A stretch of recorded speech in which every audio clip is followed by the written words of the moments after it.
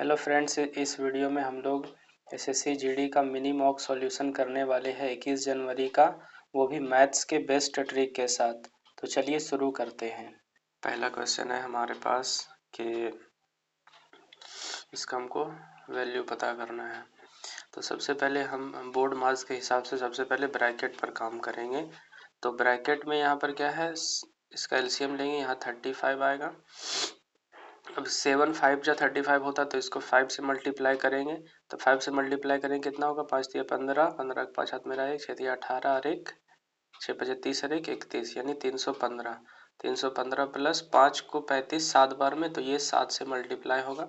तो 7 5 35 के 5 हाथ में रहा 3, 7 तिया 21, 21 22 23 24, यानी 245। ये कितना आ जाएगा, ये आ जाएगा मेरा 300 200 500 45 15 560। 560 डिवाइडेड बाय 35, 560 डिवाइडेड बाय 35 आ गया। मतलब कि इस पूरे का वैल्यू, मेरा कितना आ गया, पूरे का वैल्यू आ गया ये 560 बाय 35। अब यहाँ पर पुट कर देंगे, इस इक्वेशन में पुट करेंगे। 98 बाई 56 ऑफ है तो मल्टीप्लाई 560 बाय 35, और इसको डिवाइड को मल्टीप्लिकेशन में चेंज करेंगे, तो इसके लिए ये रिवर्स हो जाता है।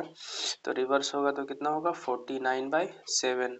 अब जो भी कट रहा काट देंगे, 7 7 जा 49, 7 5 जा 35, सॉरी यहाँ पर ये 560 होगा। 7 5 जा 35 हो गया। उसके बाद ये 56 10 टाइम्स में ये जाएगा। उसके बाद ये 5 2 जा, देखिए कितना हो गया, 98 बचा हुआ है और 2 बचा हुआ है। तो 98 2 जा कितना हो जाएगा, 98 मल्टीप्लाई 2 हो जाएगा, 8 दूना 16, 9 दूना 18, 1 19, यानी 196 मेरा आंसर आ जाएगा। अगला सवाल की तरफ बढ़ते हैं। अगला सवाल है कि एक पुलिसकर्मी एक चोर का पीछा करता है और जो उससे 800 मीटर आगे है। पुलिस का स्पीड 12 किलोमीटर और चोर का स्पीड कितना है, 9 किलोमीटर है। तो हमको बताना है कि 10 मिनट के बाद उनके बीच का दूरी कितना होगा। तो ये दोनों, ये रिलेटिव स्पीड का कॉन्सेप्ट आपको पता होगा। अगर पता नहीं है तो यूट्यूब में एक बार वीडियो देख लीजिए किसी भी टीचर का, जो भी आपको अच्छा लगता है। रिलेटिव स्पीड में क्या होता है कि ये दोनों एक दूसरे का पीछा कर रहे हैं, यानी कि यहाँ पर मान लेते हैं कि यहाँ पर चोर है, यहाँ पर पुलिस है। पुलिस का स्पीड 12 किलोमीटर है और चोर का स्पीड 9 किलोमीटर है। तो इन दोनों का स्पीड का डिफरेंस ही उनका रिलेटिव स्पीड हो जाएगा। यानी डिफरेंस कितना है, 3 किलोमीटर पर आवर। ये इसका रिलेटिव स्पीड हो गया। अब बोल रहा है कि 10 मिनट में ये कितना डिस्टेंस कवर कर लेंगे। यहाँ मेरे पास मीटर में दिया हुआ है, इसीलिए हमको इसको 3 किलोमीटर पर आवर को मीटर पर सेकंड में चेंज करना होगा। तो कितना हो जाएगा, इसको मीटर पर सेकंड में अगर चेंज करेंगे तो 5/18 से गुना कर देंगे, ये मीटर पर सेकंड में हो गया। और ये जो 10 है ये मिनट में दिया हुआ है और इसको हमको सेकंड में चेंज करना है, इसीलिए हम इसको 60 से मल्टीप्लाई करेंगे। अब देख लेते क्या कट रहा है, 3 3 छके 18, 6 6 दहा 60, यानी 10 दहा 100, ये बचा हुआ 10 दहा 100 बचे 500, यानी 500। ठीक है, मतलब कि 10 मिनट में वो दोनों मिल के 500 मीटर का दूरी कवर कर चुका होगा। पहले इनिशियल कितना डिस्टेंस था बीच में, 800 मीटर। अब 10 मिनट में 500 मीटर कवर कर लिया, तो बचा होगा कितना, 300 मीटर बचा हुआ होगा। तो 300 मीटर मेरा आंसर हो जाएगा। अगला सवाल की तरफ बढ़ते हैं। अगला सवाल है कि अर्धवार्षिक रूप से चक्रवृद्धि ब्याज पर, अर्धवार्षिक रूप से बोला है, चक्रवृद्धि ब्याज पर 6000 का पैसा 1260 रुपया हो जाता है। तो ब्याज की वार्षिक दर ज्ञात कीजिए। यहाँ पर कंफ्यूज नहीं होइएगा, यहाँ पर आपसे वार्षिक दर पूछा है, इस पर कंफ्यूज नहीं होना है। हाफ ईयरली निकाल के भी आंसर मार दीजिएगा तो गलत हो जाएगा। तो सबसे पहले हमको देखना है कि ये सम कितना हो गया, 600 से 6000 से कितना बढ़ा, 1260 रुपया बढ़ गया। 1260 रुपया बढ़ गया, कितना दिन में बढ़ा है, मतलब इनिशियल कितना था 6000 में 1260 रुपया बढ़ गया है। तो इसका परसेंटेज निकाल देंगे। तो 1 2 3, यहाँ से ये 3 0 कट हो जाएगा, कितना बचेगा 126/6। इसको भी काटेंगे तो कितना हो जाएगा 6 दूना 12, 6 कम 6 यानी 21%, यानी 21% बढ़ा है। और हम लोग जानते हैं कि 21% किसका सक्सेसिव होता है, 10% का सक्सेसिव होता है। अगर हम 10% का सक्सेसिव निकाले, जैसे यहाँ पर देखिए 10 प्लस 10 प्लस 10 गुना 10/100, तो ये कितना हो जाएगा, 10 10 20 और 1 21 हो जाएगा, समझे। तो यही 21% है, यानी कि हाफ ईयरली रेट मेरा कितना है, 10% है हाफ ईयरली। तो ईयरली रेट कितना हो जाएगा, एक आधा साल का 10% है तो एक साल का कितना हो जाएगा, 20%। तो यहीं पर 20% मेरा आंसर हो जाएगा। अगला सवाल, अगला सवाल है कि एक कार बेचते समय एक व्यक्ति 9% की छूट देता है, अगर वो 5% की छूट देता है, यदि वह 5% की छूट देता तो 8,800 रुपये अधिक प्राप्त होते हैं। तो देख लेते हैं, 9% का छूट देने का क्या मतलब है कि वो 91% में बेच रहा, सॉरी 91% होगा, और 5% छूट देने का मतलब क्या है कि वो 95% पर बेच रहा है ना। तो इन दोनों का डिफरेंस कितना है, 4%। तो 4% का वैल्यू कितना है, 8800, 8800 है। तो 100% का वैल्यू हमको निकालना है, तो क्या करेंगे, 8800 डिवाइडेड बाय 4 मल्टीप्लाइड बाय 100, तो 4 2 2 यानी 22 के साथ 4 0, 1 2 3 4, यही मेरा आंसर हो जाएगा। अगला सवाल, अगला सवाल है कि 3 पंछी एक जंगल में उड़ रहे हैं, चक्कर 27 मिनट में, 45 मिनट और 60 मिनट में पूरा करते हैं, तो वो आरंभिक स्थिति में दोबारा कब मिलेंगे। पूछा है कि आरंभिक स्थिति में दोबारा कब मिलेंगे। तो ये एलसीएम का सवाल है, हमको 27 का, 45 का और 60 का एलसीएम सीधा निकाल देना है। तो एलसीएम निकालने के लिए सबसे पहले कोई भी नंबर ले लेते हैं। लेट से हम 45 लिए, 45 में क्या आ गया, 9 और 5 आ गया, 9 और 5 आया। और इस 27 में क्या है, 9 है और 3 है, तो 9 तो आ गया, बचा हुआ 3 है, 3 यहाँ आ जाएगा।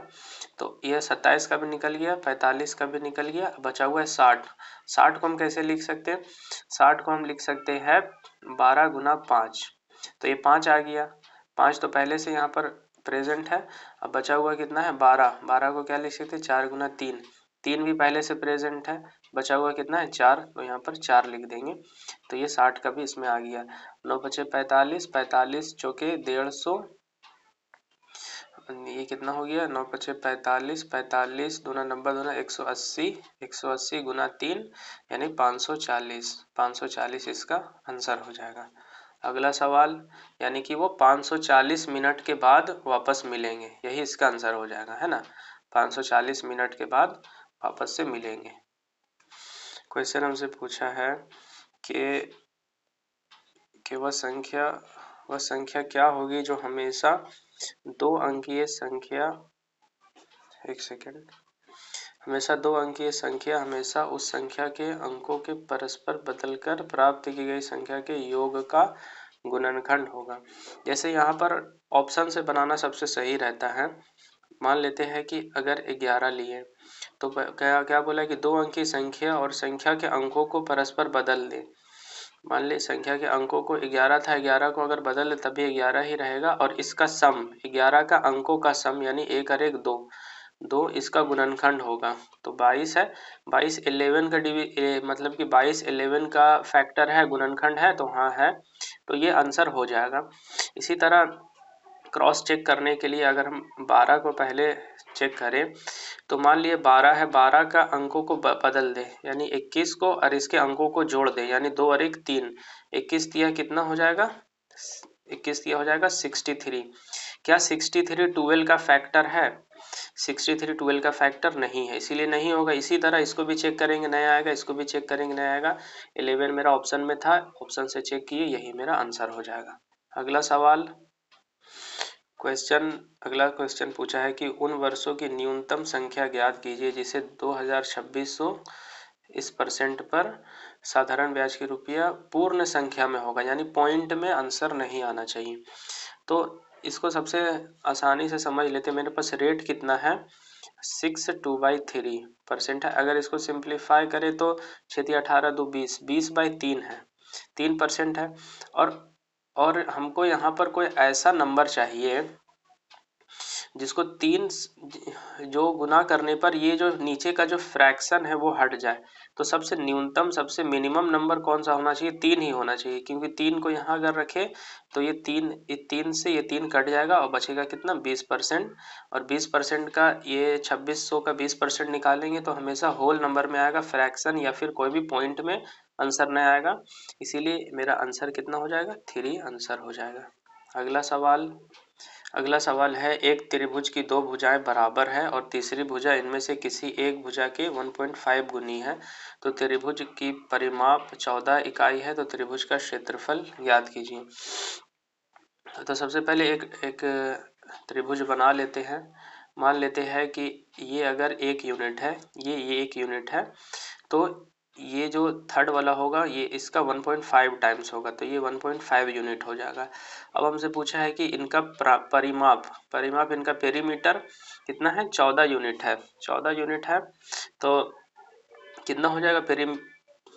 परिमाप हम लोग जानते हैं कि इन सब का सभी कोणों का योग ही परिमाप होता है।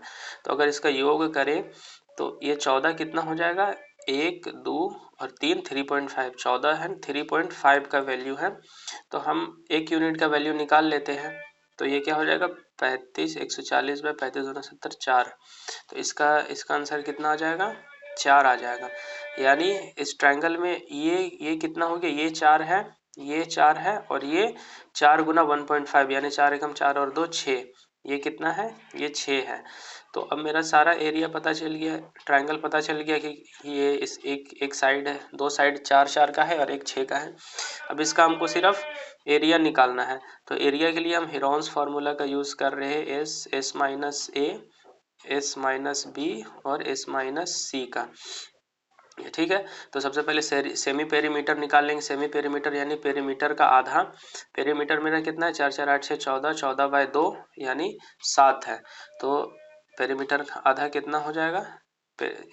सेमी पेरीमीटर मेरा कितना हो जाएगा? 7। तो 7 गुना एस माइनस ए यानी 7 में से 4 घटाएंगे, 7 में से 4 घटाएंगे 3 गुना फिर 7 बी यानी फिर 7 में से 4 घटाएंगे 3 और सी यानी 7 में से 6 घटाएंगे 1। तो ये कितना हो जाएगा? ये 3 3 बाहर आ जाएगा, 3√7 मेरा आंसर हो जाएगा। ठीक है, तो 3√7 मेरा आंसर हो जाएगा। अगला सवाल है, किसी आयत की लंबाई और चौड़ाई का अंतर 23 है और उसका परिमाप 206 है, तो क्षेत्रफल ज्ञात कीजिए। आयत का क्षेत्रफल तो आप लोग सब जानते हैं, L इंटू बी। ठीक है, आयत की लंबाई और चौड़ाई का अंतर यानी L माइनस बी कितना है? 23 और L प्लस बी निकालना होगा, यानी ये परिमाप है। आयत का परिमाप क्या होता है? 2L plus B. ये कितना है? 206 है। तो ये कितना हो जाएगा? 103। यानी L प्लस बी कितना आ गया? 103 आ गया। अब दोनों को जोड़ के आधा कर दीजिए। तो जोड़ के आधा करेंगे तो L का वैल्यू निकलेगा, ये शॉर्टकट है। तो 23 और 3 26, 126, 126 बाई 2 ये कितना हो गया? 63। L कितना आ गया? 63। और दोनों को घटा के आधा कर दीजिए, यानी 3 में से 3 घटेगा 0 और 8 10 में से 2 घटेगा 80, 8/2, 80/2 ये कितना हो जाएगा? 40। ठीक है, तो ये कितना हो गया? बी कितना आ गया मेरा? बी आ गया 40, एल आ गया 63। तो क्षेत्रफल कितना हो जाएगा? 40 मल्टीप्लाइड बाय 63 यानी 4 दिया 12 दो हाथ में रहा 1, 6 के 24 और 1 25, 2520 आंसर हो जाएगा मेरा। ठीक है, अगला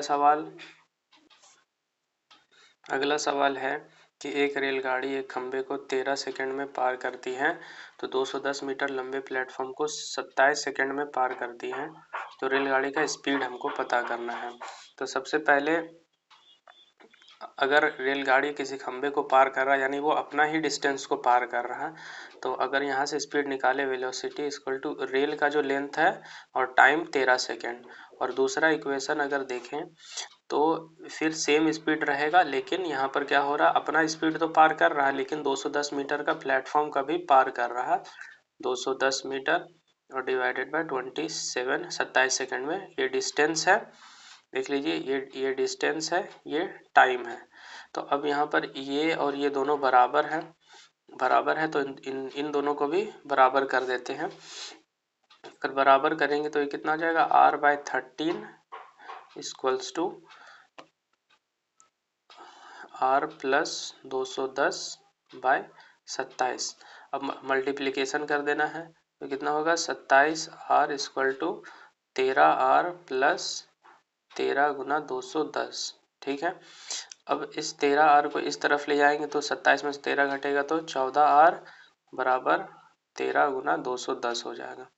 अब इस 14 को यहाँ नीचे लाएंगे तो यहाँ 14 हो जाएगा, ये कट गया तो 7 दूना 14, 7 तिया 21, 2 15 दूना 30, कितना हो गया 13 गुना 15, 15 दहा 150, 15 तिया 45 यानी 195। आर कितना आया, 195 आया। अब इस 195 को यहाँ पर पुट करना है, 195 को यहाँ पर पुट करेंगे तो स्पीड, अब यहाँ से स्पीड निकलेगा 195 मीटर बाई 13 सेकेंड। अब ये मीटर पर सेकेंड में निकला लेकिन हमको किलोमीटर पर आवर में पूछा है तो इसको 18/5 से मल्टीप्लाई कर देंगे। 5 से करेंगे तो ये 5 तिया 15 और 9 पचे 45, फिर 13 तिया 39 तो कितना हो जाएगा 18 तिया 54 यानी 54 किलोमीटर पर आवर इसका आंसर हो जाएगा। अगला सवाल पूछा है कि 18,236 को ए और बी के बीच में विभाजित करना है और ए और बी का अनुपात 4:7 है और बी सी का 5:6 है, तो ए और सी के बीच के हिस्सों का अंतर बताना है। ठीक है, तो सबसे पहले अगर हम देखें तो दिया हुआ है ए बी और सी। ए का रेशियो कितना है 4:7 और बी और सी का रेशियो है 5:6। 5:6 रेशियो है तो इन रेशियो को सेम करना है तो यहाँ पर बी दोनों में कॉमन है इसलिए इसको सेम करेंगे। दोनों 7 पंजे 35, 5 सत्ते 35 तो यहाँ कितना आ गया 35। अब इसको 5 से गुना किए तो इसको भी 5 से गुना करना होगा तो ये कितना हो जाएगा 20 और इसको अगर 7 से किए है तो इसको भी 7 से करना होगा तो ये 42 हो गया। ठीक है, तो ये मेरा ओरिजिनल रेशियो आ गया ए और बी और सी का। तीनों का सम कितना दिया हुआ है 18,236 दिया हुआ है और तीनों का ओरिजिनल सम कितना 20, 30, 50, 40, 90, 97 है। और अब हमको इन दोनों का डिफरेंस पूछा है। इन दोनों का डिफरेंस कितना होगा 20, 20, 40, 2 42 यानी इन दोनों का डिफरेंस 22 होगा। अब हमको इसको 97 से काटना है, यही तो सबसे इम्पोर्टेंट, यही तो सबसे हार्ड है। तो 97 अगर 97 2 टाइम्स करेंगे तो 194 आ जाएगा जो कि ना होगा, इसीलिए हमको 1 टाइम्स ही करना होगा। 97 1 टाइम्स करेंगे तो 97 कितना होगा 82, 83, 84, 85 कितना बचेगा 853 और 97 के टेबल में 853 आता है। अगर हम 8 टाइम्स करें तो 68, 56 के 6 मेरा 5, 9 72 और 5 72 और 5 77, 776 आ जाएगा। 8 टाइम्स में 776 आ जाएगा और 776 और 776 में ये कितना बच रहा है ये 24 और फिर ये 53 इतना बच रहा 4 3 7 5 2 7 और यहाँ पर 6 था 776। अभी 8 टाइम्स 776 आया तो फिर से 8 टाइम्स कर देंगे। अब इन दोनों का मल्टीप्लिकेशन अगर करें तो 8 दूना जैसे कि अगर इसको इन दोनों का मल्टीप्लिकेशन करें तो 8 दूना 16 6 में रहा 1 और 18 दूना 36 और 1 37 सेम यही आएगा 376। 6 7 6 13 3 हाथ में रहा 1 7 3 10 11 के हाथ में रहा 1 ये आएगा 4136। देख लीजिएगा कैलकुलेशन में कहीं गड़बड़ है लेकिन सेम यही मेथड फॉलो होगा, बनेगा ऐसे ही। अगला सवाल है एक बल्लेबाज 17वीं पारी में 87 रन बनाता है जिससे उसका एवरेज 3 बढ़ जाता है। 17वीं पारी के बाद उसका एवरेज बताइए। ठीक है, तो सबसे पहले मान लेते हैं कि 16वीं पारी तक वो कुछ रन बनाया था, यानी कुछ सम ऑफ रन्स वो बनाया था 16वीं पारी तक जिससे उसका कुछ एवरेज था। ठीक है, दूसरा केस में क्या किया कि सम में जो उसका एवरेज था उसमें 87 रन जब ऐड किया और 17वीं पारी मतलब एक इतना रन ऐड किया और एक पारी ऐड किया, एक पारी ऐड किया, तो जिससे उसका सम कितना बढ़ गया, एवरेज से 3 बढ़ गया। बस यहीं पर तो आपका यहीं से तो काम खत्म हो गया। अब यहाँ पर s को हम क्या लिख सकते हैं, इस इक्वेशन में s को हम s बराबर 16a लिख सकते हैं।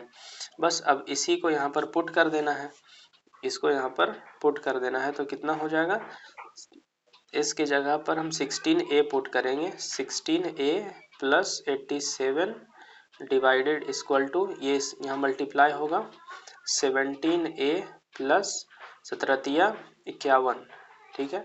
अब इसको घटा देते हैं, 87 माइनस 51 इक्वल्स टू a, तो एवरेज कितना आ गया मेरा, एवरेज मेरा कितना गया, 7 में से 1 घटेगा 6 और 8 में से 5 घटेगा तो 3, यानी पहले का एवरेज कितना है, ये पहले का एवरेज था, पहले का एवरेज 36 आया। अब 17वीं पारवी में वो 3 रन बढ़ गया एवरेज, तो कितना हो जाएगा, 36 प्लस 3 कितना हो जाएगा, 39 आंसर हो जाएगा, ठीक है।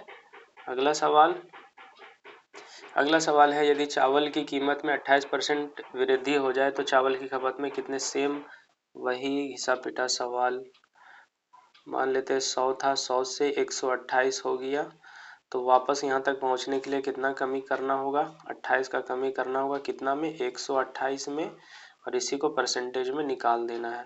तो 7 चौके 28, 3 चौके 12, 2 चौके 8, और ये कितना हो जाएगा, 8 चौके 32, ये 25 चौके 100, यानी 25 8 होता है 200, तो 25 सती कितना होगा, 175, 175 बटे 8, 8 दूना 16, 8 दूना 16, 1 17, 8 दूना 16 हुआ ना, 8 दूना 16, 1 इसमें गया, 8 एकम 8, 8 और 7 बचा 21 पॉइंट कुछ होगा, 21 पॉइंट कुछ आना चाहिए, जैसे कि 7 बचा है ना, तो 8 8 सत्ती 56, 8 8 64, 8 8 64, हाँ इतना आएगा, 21.85 आंसर आएगा, ठीक है। अगला सवाल, अगला सवाल है 16, 18, 8 के चतुर्थ समानुपाती और 12 और 7 के मध्य अनुपाती के बीच अनुपात ज्ञात कीजिए, ठीक है। और इसका चतुर्थ अनुपाती कैसे होगा, BC बाई A, यानी 18 गुना 8 बाई 16, ये इसका चतुर्थ अनुपाती हो गया इसका, और इसका अनुपात मध्य अनुपाती ज्ञात करना है। मध्य अनुपाती क्या होता है, root under AB, root under क्या होगा 12 गुना 27, तो अगर यहाँ पर देखें तो ये मेरा कितना बन के आ जाएगा, ये 27 में क्या है, 27 में है 9 गुना 3 है, तो ठीक है, 27 में 9 गुना 3 है, और 12 में क्या है 4 गुना 3 है। तो सबसे पहले इस 9 से तो 3 निकल जाएगा, ठीक है, खत्म, इस ये दोनों 3 से 3 निकल जाएगा, एक सेकेंड, 3 से निकल जाएगा, और ये 4 से 2 निकल जाएगा, तो ये मेरा इधर आ गया, और ये क्या हो जाएगा 18 गुना 8 बाई 16, तो यहाँ पर देखिए 2 चौके 8, 8 दूना 16, 9 दूना 18, 4 एकम 4, 4 दूना 8, 1 3 तिया 9, ये 9, तो कितना आ गया 1:2, यहाँ पर कुछ नहीं था, और ये 2 यहाँ चल जाएगा, तो 1:2 यही मेरा आंसर है। अगला सवाल, अगला सवाल है कि पिता और पुत्र की आयु का अनुपात इतना है, तो उनकी आयु का गुणनफल इतना है, 5 वर्ष बाद उनकी आयु बताइए। तो सबसे पहले उनके आयु का अनुपात देख लेते हैं, एक 3x है मान लेते, और एक सिर्फ x है, तो इसका गुणनफल करें तो 3x स्क्वायर बराबर हो जाएगा 147, तो 3 से कट जाएगा 4, 4 तिया 12 और 9 तिया 27, यानी x मेरा कितना आ गया, x मेरा आ गया 7, ठीक है, x से 7 आ गया। अब हमसे पूछा है कि 5 वर्ष बाद, यानी 3x कितना हो जाएगा, 3x मेरा कितना हो जाएगा 21, 21, और x कितना हो जाएगा 7, ठीक है।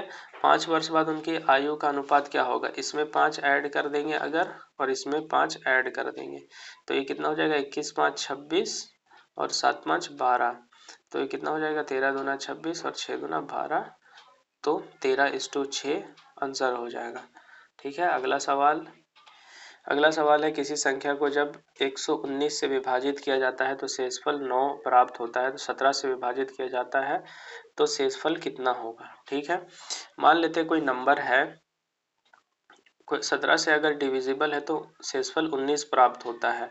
ठीक है, मान लेते हैं कि 119 से विभाजित किए एक बार में तो ये 19 प्राप्त हुआ। ठीक है, तो यहाँ पर क्या नंबर आएगा, 119 गुना 119 गुना 1 प्लस 19, ये कितना हो जाएगा, 119 गुना 1 प्लस 19, ये कितना हो जाएगा, 119 और 19 138, 19 गुना 38 138 हो जाएगा। ठीक है, मान लेते वो ये नंबर है, अगर इस नंबर को हम 17 से डिवाइड करें तब तो कितना बचेगा। तो 17 का टेबल पढ़ना होगा। 17 सत्ती कितना होता है, 7 के 9 हाथ में रहा 4, 7 एकम 7 4 11 नहीं होगा। 17 9 9 सत्ती 63 के 3 हाथ में रहा 6, 9 एकम 9 6 15 अभी भी। तो 17 8 8 सत्ती 56 के 6 हाथ में रहा 5, 8 एकम 8 5 13 136, 17 8 136 आ जाएगा। और कितना शेषफल बचेगा, 2 मेरा शेषफल बचेगा, यही आंसर हो जाएगा। ठीक है, अगला सवाल है कि 8 दिनों तक काम करने के बाद राखी को पता चला कि उसने अभी तक 10% काम किया है, यानी 10% काम करने में उसको 8 दिन लगा, तो 100% काम करने में उसको 80 दिन लगेगा। तो वो टोटल काम को कितना कर सकती है राखी, 80 डेज में कर सकती है। ठीक है, और दूसरा क्या पूछा है कि वो पूनम को काम पर रखती है जो 20% अधिक कार्यकुशल है राखी से, यानी तो शेष काम को पूरा करने में मिलकर उन्हें कितने दिन लगेंगे। ठीक है, तो वो क्या करती है कि पूनम, राखी और पूनम को काम पर रखती है जो राखी से 20% अधिक कार्यकुशल है। मान लेते हैं कि ये अगर 100 है तो ये 120% कार्यकुशल है, मतलब 120 काम यानी ज़्यादा काम करती है। अगर इसको काटे तो ये कितना हो जाएगा, 5 और ये 6 20 के, यानी कि अगर राखी एक दिन में 5 कुर्सी बनाती है, 5 ईंट बनाती है, तो पूनम एक दिन में 6 ईंट बनाएगी। अब राखी क्या होगा, 80 दिन में एक दिन में 5 ईंट बना रही, कितने दिन तक, 80 दिन तक, यानी 80 दिन तक राखी 5 पर डे 5 ईंट बना रही है, तो टोटल इतना ईंट। अब बोल रहा है कि दोनों को मिल के बनाना है, दोनों का एफिशिएंसी कितना हो जाएगा, 6 5 11, दोनों को मिल के बनाना है तो कितना हो जाएगा, 8 5 40, 400/11, यानी इतना दिन लगेगा अगर वो दोनों मिल के बनाएगी। अगर इसको फ्रैक्शन में निकाले, मिक्स फ्रैक्शन में, तो ये कितना हो जाएगा, 11 3 33, 11 छके 66 और 66 4 70, 7/11, इतना दिन लगेगा। तो इन दोनों में से कोई भी ऑप्शन अगर देता है तो आप बना सकते हैं। अगला सवाल है कि ए एक काम के 2/3 भाग को 16 दिन में और शेष काम बी द्वारा अकेले पूरा किया जाता है। अगर संपूर्ण काम 21 दिन में पूरा होता है तो ए और बी एक साथ मिलकर काम के 65% पार्ट को कितने दिन में कवर कर लेगा। ठीक है, मान लेते हैं कि कोई काम का 2/3 पार्ट अगर 16 दिन में कर रहा है ए, ठीक है, 16 दिन में कर रहा है, यानी इस 2 यूनिट का वैल्यू 16 है तो 3 यूनिट का वैल्यू कितना होगा, 8 दूना 16, 8 तिया 24, यानी ए कितना करेगा, ये एक काम को 24 दिन में कर सकता है, निकल गया ये। अब 16 दिन में ये किया और टोटल 21 दिन में कंप्लीट कर रहा है, तो बचा हुआ कितना, 5 दिन तक बी काम किया होगा, यानी बचा हुआ शेष काम कितना है, 2/3 काम ये कर दिया, तो बी 1/3 काम किया होगा, कितना दिन तक किया होगा, 5 दिन तक, यानी एक काम को 5 दिन में कर रहा है तो 3 काम को कितना दिन में करेगा, 5 तिया 15, तो बी कितना दिन में करेगा, बी करेगा 15 डेज में। ठीक है, उसके बाद अब ये दोनों का एफिशिएंसी निकल गया। अब हमको बताना है कि ये काम के 65% पार्ट को कितना दिन में कवर करेगा। ठीक है, ए मान लेते हैं, ए करता है 24 दिन में और बी करता है 15 दिन में। अगर इसका एफिशिएंसी इसका निकाले तो ये कितना हो जाएगा, 3 गुना, ये कितना है, ये है 8 तिया 24 और ये 5 तिया 15, यानी 8 5 40, ये 40 है। ठीक है, अगर इसको 24 करे 3 8 8 यहाँ पर 5 आएगा और यहाँ पर 15 करे तो 3 5 15, 5 यहाँ पर 8 आएगा।